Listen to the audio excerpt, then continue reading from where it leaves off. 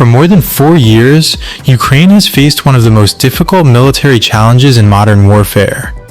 Almost every week, Russian ballistic missiles have targeted Ukrainian cities, military facilities, energy infrastructure, and industrial sites. While Ukraine has developed some of the world's most innovative drone technologies during the war, one major problem has remained. How do you stop ballistic missiles?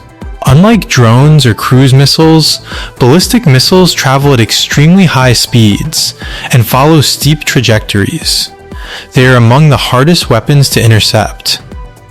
For much of the war, Ukraine's best answer has been the American-made Patriot air defense system. The Patriot has repeatedly demonstrated its ability to shoot down advanced Russian ballistic missiles, including the Kinzhal hypersonic missile. But Patriots are expensive, interceptor missiles are expensive, and supplies are limited. Now Ukraine is trying to change that. A Ukrainian defense company believes it may have taken an important step toward building a domestic alternative. On June 3rd, Ukrainian defense manufacturer Freyja announced that it had successfully conducted a flight test of a new ballistic missile interceptor prototype.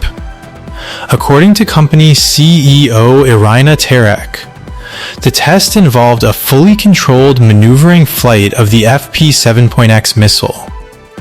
The missile is expected to become the foundation of a future anti-ballistic missile system known as Freyja. In a statement posted on social media, Terek described the test as extremely important because it demonstrated controlled flight capabilities that could eventually be used to intercept incoming ballistic missiles. For Ukraine, this is much more than a simple missile test. It represents the possibility of creating an entirely new layer of air defense. Ukraine's need for stronger air defenses is obvious. Since the beginning of the war, Russia has launched thousands of missile and drone attacks against targets across the country. Ballistic missiles remain among the most dangerous weapons in Russia's arsenal. Their speed gives defenders very little warning. Their flight path makes interception extremely difficult, and their destructive power can cause significant damage even when military targets are not hit directly. President Volodymyr Zelensky recently emphasized that Europe must strengthen its own counter-ballistic missile capabilities. His comments reflect a growing concern across Europe that future security cannot rely entirely on imported defense systems. Ukraine's experience has shown how quickly missile stockpiles can be depleted during a prolonged conflict.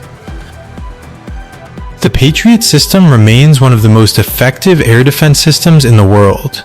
It has become a critical part of Ukraine's defense network.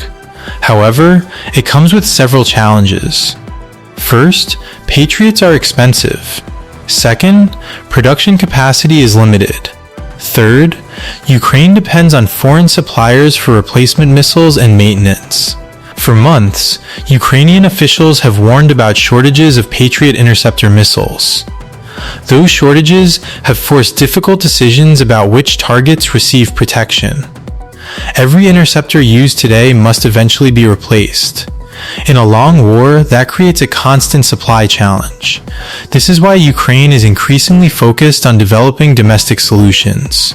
A homegrown system would reduce dependence on foreign deliveries and give Kyiv greater control over its own defense capabilities. The missile tested by Firepoint is only one piece of a much larger project. Many people think air defense is simply about the missile itself. In reality, the missile is often only part of the challenge. Military analysts frequently point out that the most difficult components of an anti-ballistic missile system are the radar network, tracking sensors, command systems, and guidance technologies. The interceptor must detect a threat, calculate its trajectory, launch within seconds, and then successfully collide with a target moving at extremely high speed. That requires extraordinary precision. Even the most advanced military powers spend years developing such capabilities. This is why Firepoint's test matters. It suggests Ukraine is attempting to move beyond drones and cruise missiles into one of the most technologically demanding areas of modern warfare. The missile test also highlights a remarkable transformation inside Ukraine. When Russia launched its full-scale invasion in 2022, much of Ukraine's defense industry faced enormous disruption. Today, the situation looks very different. Companies that barely existed before the war are now producing advanced military technologies.